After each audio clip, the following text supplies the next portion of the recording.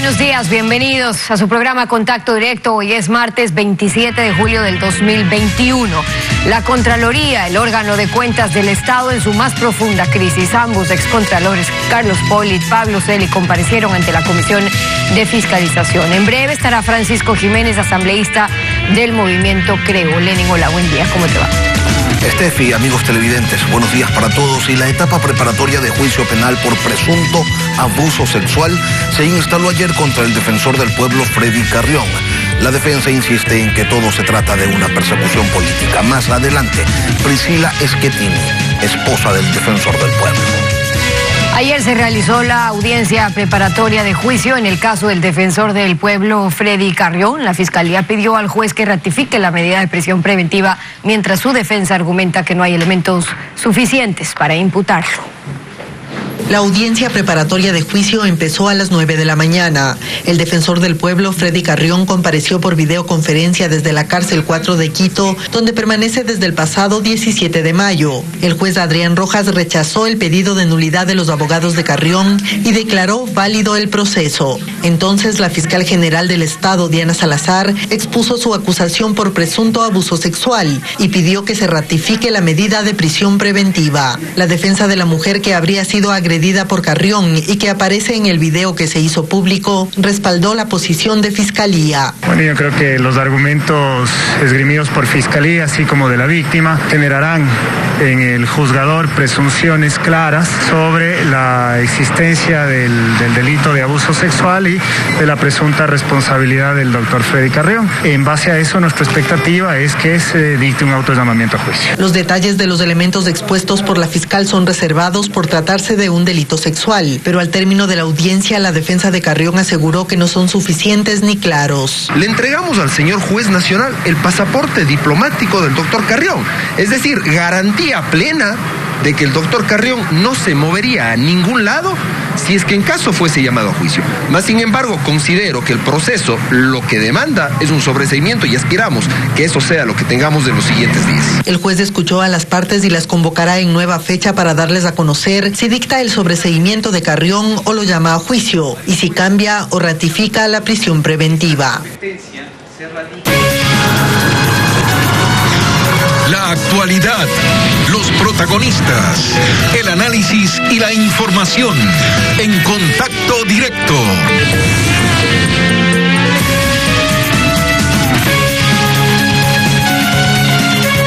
Un excontralor sentenciado y prófugo, el siguiente tras las rejas, el órgano encargado de controlar y cuidar los recursos de los ecuatorianos, convertido en una casa de corrupción. En la Asamblea plantean ahora reformas para modificar la ley orgánica de la Contraloría. Uno de los proponentes, Francisco Jiménez, asambleísta de Creo por Guayas, nos acompaña esta mañana. Bienvenido a Contacto Directo. ¿Cómo está, Stephanie? Buenos días, un gusto estar acá. Para que dejen de robar, de coimar, de utilizar a la Contraloría al servicio del poder de turno, no hace falta solamente leyes, sino nombres. ¿Quién va a asumir la Contraloría y bajo qué mecanismos para que sean los más probos? En la Asamblea están promoviendo reformas a la ley orgánica de Contraloría para designar a la nueva autoridad. ¿Qué cambios, asambleísta, para que no haya excusas de vacíos o interpretaciones a conveniencia? Bueno, está claro que la Contraloría ha venido de tumbo en tumbo, y no desde ayer, sino desde hace algunos años atrás. No podemos olvidarnos cuando el ex Contralor Polit fue resultando el mejor alumno de la clase. Sacó 100 sobre 100, hasta en algunos sacó hasta más puntaje, creo. Y luego resultó que el señor tuvo que irse prófugo del país. Luego vino su sucesor, el ahora también ex Contralor Pablo Celi, que también ha tenido problemas legales y ahora se encuentra en un centro de reclusión.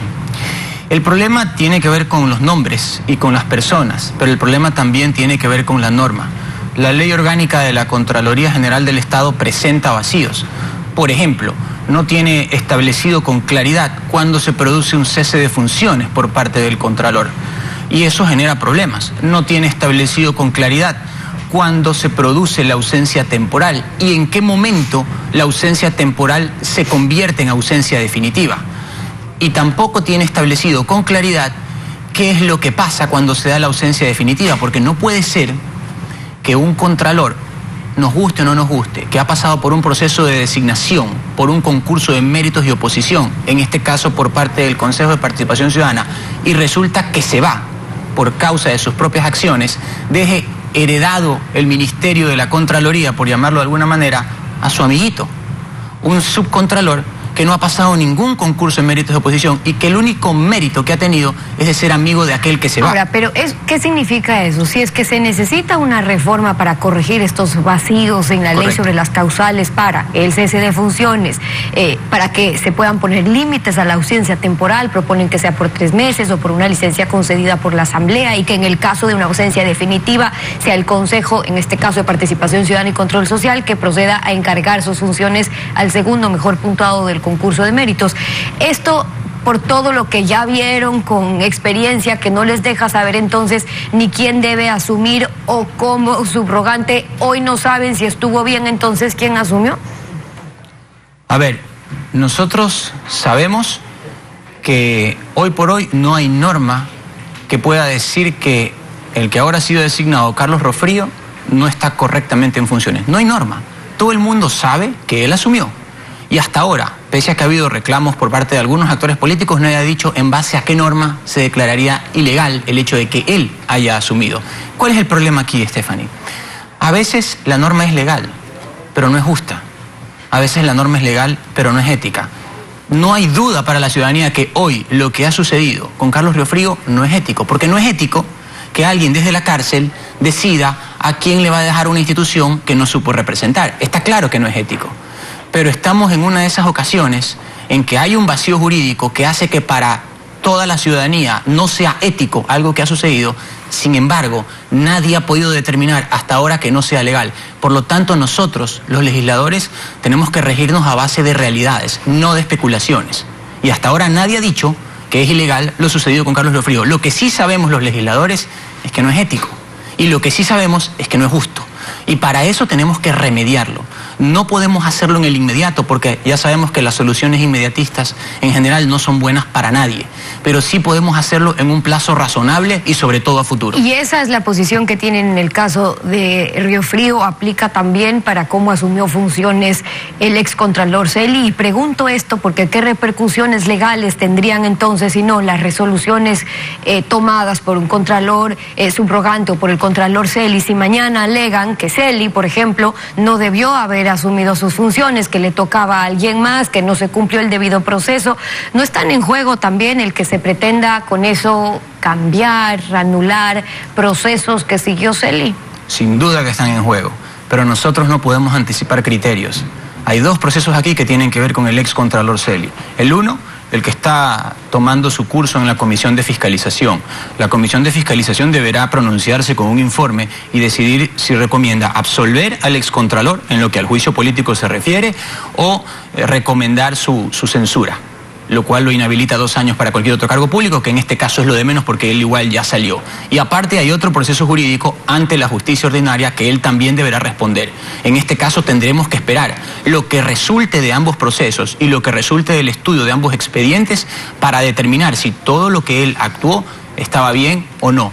Yo creo que no se debe caotizar al país, pero tampoco podemos aupar ningún comportamiento que haya estado reñido con la moral, con la ética o peor aún con la ley. Eso por un lado, y luego por las comparecencias que están teniendo en la Asamblea y con lo que se están enterando y que habrá que investigar también de esas comparecencias. El excontralor Polit declaró ante la Comisión de Fiscalización dentro del juicio político que se sigue a Celi y dijo algunas cosas. Uno, que Celi le había pedido no enviar informes de responsabilidad penal por los gastos reservados que se hicieron en la comisión del 30S y que eso involucraba al ex fiscal Carlos Bacamancheno, pero también dijo que el entonces presidente de la Asamblea, José Serrano, fue quien había presionado para sacarlo a él, para sacarlo a él como contralor, y que había enviado a 2 emisarios a Miami para que firmen la renuncia, el abogado JJ Franco y Diego Sánchez Silva, amigo de Serrano, dijo él. Esto fue lo que dijo en la comisión. Con esto en mente y en este contexto, ¿qué es lo que hay que investigar? Si la legalidad, además del nombramiento de Celi como contralor, está en duda y estos procesos entran dentro del juicio político que está ahora concluyendo en la Asamblea, o a quién le compete revisar también esos otros procesos. Yo creo que la comisión tiene que investigar todo. La Asamblea tiene que investigar todo.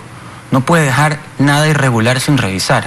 Y el problema es que aquí estamos con un triple ángulo, por decirlo así. El problema es político, el problema es jurídico y el problema también es institucional. Porque, insisto, lo que sucede en la Contraloría no es algo que tomó forma ayer, sino que ha tomado forma hace algunos años. Y hay funcionarios valiosos en la Contraloría, porque no se puede tampoco echar tierra sobre una institución que tiene cientos de funcionarios, muchos de los cuales hacen su trabajo. El problema es que las cabezas que han sido designadas a partir de un proceso han incumplido con su función. Y muchos, o mejor dicho, algunos han incurrido en actos de corrupción que hoy por hoy se están investigando. Entonces, yo creo que aquí, tanto la Comisión de Fiscalización como el proceso en la Administración de Justicia, el ordinario, tiene que investigar todo lo que ha sucedido. Y si hay este tipo de denuncias o de versiones que se alegan sobre hechos que han dado forma al marco en el que estamos ahora, pues entonces tiene que investigarse también. Lo que está claro es que nosotros, en calidad de asambleístas, tenemos que cumplir con nuestra obligación. Y esa obligación supone no solamente solucionar lo que hay en el presente, sino también precautelar que esto no se vuelva a producir en el futuro. Y por eso es que nosotros hemos presentado el proyecto de reforma. Y con miras a eso, y sabiendo que si el ex Contralor Pollitt fue acusado de recibir coimas a cambio de favores en la Contraloría, si el ex Contralor Celia ahora está acusado por la Fiscalía de ser parte de una red de corrupción, en ese caso que operaba en la Secretaría de la Presidencia y en Petroecuador, un contralor resulta ser pieza clave en una red que ha venido operando por muchos años. ¿Qué otras reformas se necesitarían para que no sea tan fácil concentrar en una sola persona, me refiero en contralor, por la idea, pregunto, que había del Tribunal de Cuentas que no tuvo mayor acogida en la Asamblea? Bueno, nosotros hemos enfocado nuestra reforma con 4 ejes fundamentales, como lo mencioné al inicio de la entrevista. El primero, el que tiene que ver con el cese de funciones para establecer con claridad cuándo un contralor cesa en funciones. El segundo, cuál es el régimen para la ausencia temporal, que en este caso nosotros hemos establecido que puede ser por causas de fuerza mayor, en cuyo caso serán 3 meses, es decir, 90 días, o con autorización de la Asamblea, que tiene como plazo máximo 60 días. Y eso significa que cuando este periodo se cumple y no se han subsanado las causas de esa ausencia temporal, se configura la ausencia definitiva. Y ese es el meollo del asunto. Porque aquí el mayor problema que se ha ocasionado es cuando un contralor se va y deja a su amiguito, que muchas veces es amigo de muchas cosas indebidas, a cargo de la institución. Eso pasó con Carlos Pollitt respecto de Pablo Celi. Inclusive nosotros todos pudimos presenciar escenas de televisión en las que el uno le rompía el nombramiento a la otra persona que podía ser también, simplemente para apoderarse, entre comillas, de una institución. Y eso ha pasado de nuevo con Pablo Celi respecto de Carlos Llofrío, a quien le ha, por decirlo así, heredado el cargo. Ese es el problema mayor, ese cordón umbilical que existe entre el contralor que sale y el contralor que se deja. Y eso es lo que tenemos que cortar. De acuerdo, pero en el caso en el que se den estos antecedentes, digamos, el que sale, el que llega, pero luego, ¿qué pasó con estos grandes casos de corrupción cuando pudieron comprar o no a uno u otro contralor? Eso tiene que investigarse. El que la Contraloría sea unipersonal, me refiero a los cambios que sí pueden promover, el que la Contraloría sea unipersonal, es decir, de una sola persona, que el Contralor tenga que concentrar todas las decisiones para poder aprobar los informes, versus un Tribunal de Cuentas, que es lo que se planteó, que sea un organismo colegiado. En ese momento se propuso que sean 7 ministros auditores y por ende, antes de aprobar un informe que haya que deliberar previamente con magistrados, ¿qué necesitan en la Asamblea para que una propuesta como esta pueda tomar forma, o es que prefieren que vaya a consulta? Creo que son 2 posibilidades que son perfectamente razonables. Yo creo que nosotros no debemos estar cerrados a nada con tal de mejorar la institución. Por ahora el primer problema que hay es romper ese cordón umbilical entre el saliente y el entrante. Y eso lo hacemos remitiéndonos a la hoja de resultados del concurso de méritos de oposición, para que si se va el saliente, que no hizo bien su trabajo, llegue un entrante no designado por el que se fue, sino por el concurso de méritos de oposición que tuvo lugar y que estableció quiénes eran los mejores puntuados. Ahora, podemos convertir a la Contraloría en un espacio unipersonal, en un espacio colegiado. Yo creo que es una idea que tiene que estar sobre la mesa.